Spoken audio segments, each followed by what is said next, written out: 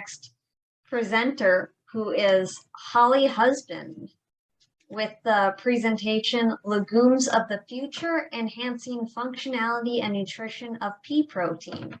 So the protein saga continues. It really does. Thank you. Let's share.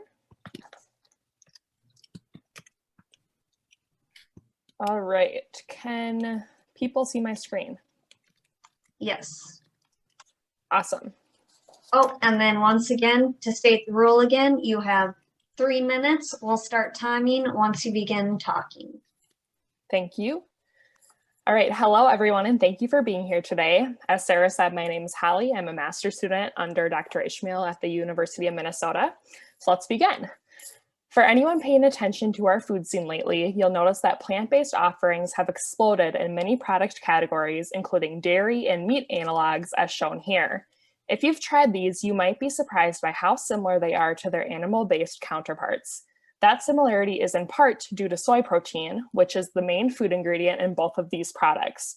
Soy protein historically has dominated this sector as it is a highly functional and nutritious ingredient. However, over 90% of the soy in the US is GMO, and it is a big 8 allergen. This presents an excellent opportunity for pea protein, as it is currently non-allergenic and non-GMO. Pea protein, like soy, is largely composed of 7S visicolin and 11S legumin as its main storage proteins. The ratio of 7S to 11S is critical to nutritional quality and protein functionality.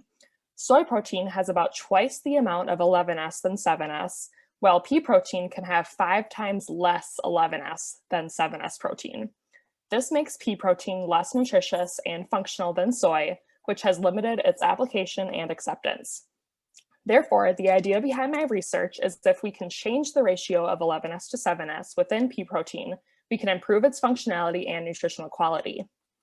To investigate, we developed an extraction method to isolate the 7S and 11S from pea flour based on manipulation of NaCl, temperature, and pH. To validate this method, we used SDS page and anion exchange chromatography. These techniques help us qualitatively determine the type of proteins in our samples. The results of both of these techniques showed that our 7S fraction retained the visicolin subunits found in regular pea protein isolate, which I have framed here in these purple boxes, whereas the 11S fraction retained the legumin subunits, which are framed in these red boxes here. These results confirmed that we were isolating the protein components of interest for each fraction.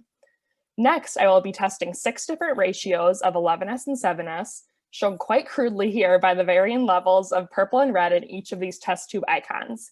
I will then evaluate the samples to determine which ratio produces the desired functionality and nutritional quality of pea protein isolate.